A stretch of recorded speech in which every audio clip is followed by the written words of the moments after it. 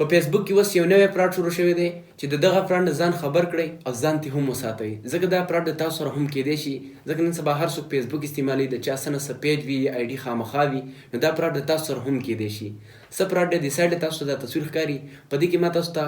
دا یو 2 نوټیفیکیشن دي دا انډرلاین کړي دي.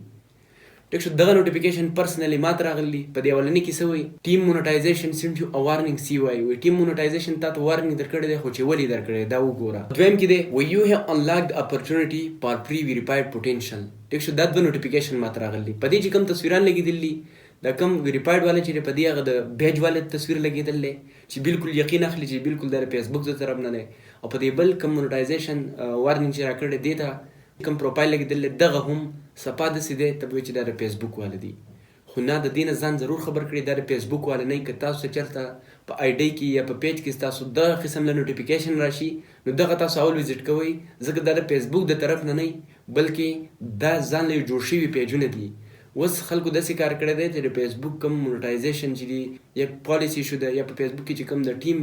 ریلیټډ څه دي که نه په هغې باندې خلکو ځان پیجونه جوړ کړي دي او په دغه پیجونو له هغه نومونه ورکړي دي، باقاعده کوم پروفایل پکچر چې نو هغه هم هغه ایش مطابق هغه مطابق ورکړی کوم جو نیم وي. بیا تاسو ته نوټیفیکیشن راشي ستاسو پروفایل شیر کړي او څه لیکل ورسره وکړي ډسکرپشن چې ستا په پیج کې دا مسلې دي، لینک پکې ورکړي، او بیا تاسو دغه نوټیفیکیشن راشي چې کله هم تاسو دا نوټیفیکیشن اوپن کړئ په لینک باندې کلیک کوئ، تاسو نه لږ یوزر نیم دا غواړي چې هغه تاسو ورکړئ، ډایرکټ تاسو نه د فیسبوک اکاونټ نه غواړي چې تاسو دلته لاګین کړئ، بلکې تاسو نه یو ایمیل غواړي او بیا تاسو د فیسبوک صرف پاسورډ غواړي. څنګه چې تاسو فیسبوک پاسورډ ورکړئ او سبمیټ کړئ، بس تاسو آی ډي به په 10-15 منټ کې دنده ستاسو د موبایل نه تللی وي، هیک شوي به وي. نو ځان د دې فراډ نه ضرور خبر کړئ، ځکه چې سبا لپاره تاسو سره دا مسله کېږي نو د هغې نه مخکې تاسو ځان ضرور خبر کړئ. تاسو ته که څه داسې قسمه نوټیفیکیشن راشي، څه داسې قسمه خبر تاسو ته راشي په نوټیفیکیشن بار کې،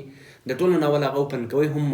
دغه ځینې لرې کوئ، ریمو کوئ یې، په دغه 3 ډاټ کلیک کوئ، ریمو کوئ یې، او که خامخې له تاسو کتل غواړئ نو صرف اوپن یې کوئ، څه چې لیکلي هغه وګورئ، خو تاسو ته به یو لینک درکړی، په دغه لینک باندې چېرته هم مه کلیک کوئ. بیا کم سے کم دا کوئ چې ریویو کوئ بره په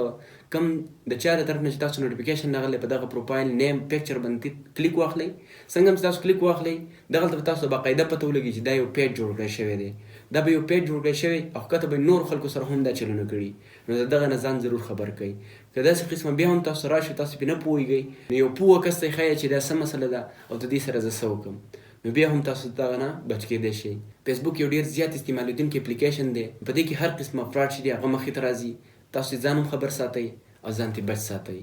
ځکه چې سبا لپاره بیا تاسو سره دغه شانتې څه قسمه کاروایي نه شي. ګورئ ما ته دا 2 نوټیفیکیشن راغله خو ما ترې ځان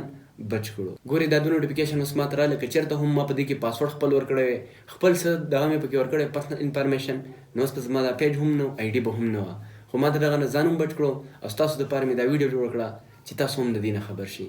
امید لرم ویډیو مو خوښ شوي، که خوښ شوي ویډیو کې معلومات وي نو ملګرو سره هم شیر کړئ، او بل دغه شانتې ښایسته ویډیو دپاره موږ سره کنیکټډ اوسئ. ډېره ډېره مننه.